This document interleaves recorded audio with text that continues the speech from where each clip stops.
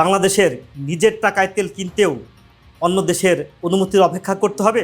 এই প্রশ্নটা এখন নতুন করে সামনে এসেছে। বাংলাদেশ রাশিয়া থেকে তেল কিনতে চায়, কিন্তু রাশিয়া থেকে তেল কিনতে চাইলেও অনুমতি নিতে হবে আমেরিকার। বিষয়টাকে নানাভাবে দেখছে বিশ্লেষকেরা। সে বিষয় নিয়েই আজকে আলোচনা করব, সাথে থাকুন।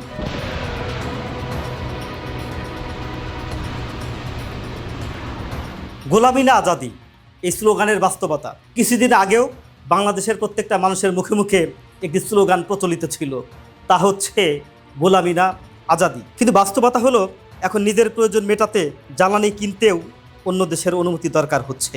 বিষয়টা তাই স্বাভাবিকভাবেই প্রশ্ন তুলছে, এটা কি সত্যিকারের স্বাধীনতা? 2. আসল ঘটনাটা কি? মধ্যপ্রাচ্যের উত্তপ্ত ভূ রাজনীতির মধ্যে আমাদের জ্বালানি সংকট দেখা দিয়েছে। তেলের দাম ও সরবরাহ প্রায় অনিশ্চিত হয়ে পড়েছে। সে অবস্থায় বাংলাদেশ রাশিয়া থেকে তেল আমদানি করতে উদ্যোগ নেয়, কিন্তু রাশিয়ার উপর যুক্তরাষ্ট্রের নিষেধাজ্ঞা থাকায় সরাসরি কেনা সম্ভব হয়নি। ফলে বাংলাদেশ যুক্তরাষ্ট্রের কাছে অনুমতি চায়। যুক্তরাষ্ট্র 2026 সালের 11 এপ্রিল থেকে 9 জুন মোট 60 দিনের জন্য এই অনুমতিতে ছাড় দেয়। এর আগে আরও 30 দিনের একটি ছাড় ছিল। তবে এখানে একটি দ্বিধা দেখা যায়। সরকারের একদিকে অনুমতি নেওয়ার চেষ্টা, অন্যদিকে প্রকাশ্যে আবার বলা হচ্ছে এমন কোনো পরিকল্পনা নেই। এই দ্বৈত অবস্থানই বোঝায় পরিস্থিতি কতটা জটিল। 3. ভেতরে আরেক সমস্যা। বাংলাদেশের ভেতরে আরেকটি সমস্যা সৃষ্টি হয়েছে।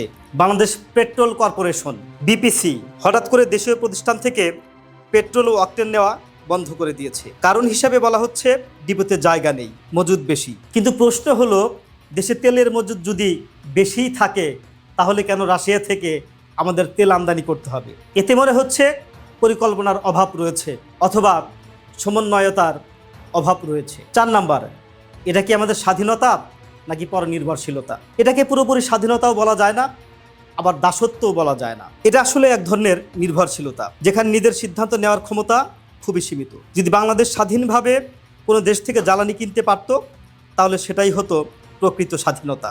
5 নাম্বার, সমস্যার মূল দিক। এই সমস্যা মূলত বুঝতে গেলে আমাদেরকে 3টি বিষয় মাথায় আনতে হবে। অনুমতির প্রয়োজন, নিজের টাকায় কেনার পরও অন্য দেশের সম্মতি লাগছে। 2. সময় নির্ভরতা, 60 দিনের মতো সাময়িক ছাড়। 3.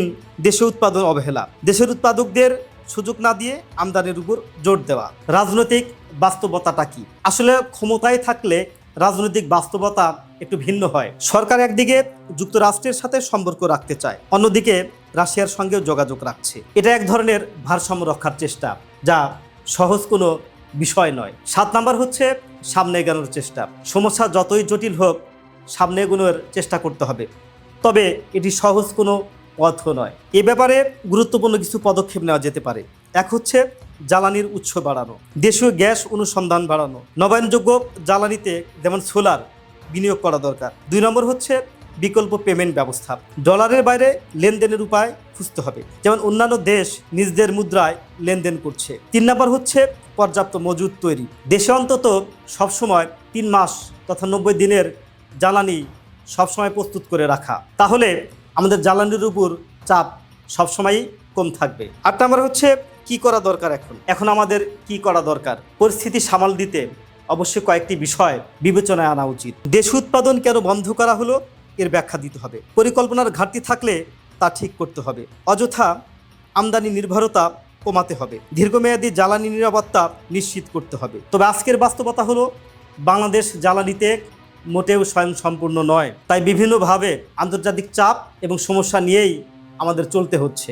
তাই আমাদের লক্ষ্য হওয়া উচিত ধীরে ধীরে আমাদের এমন একটা জায়গায় পৌঁছাতে হবে যাতে করে নিজের টাকায় জ্বালানি কিনতে অন্য কোনো দেশের অনুমতির প্রয়োজন হবে না।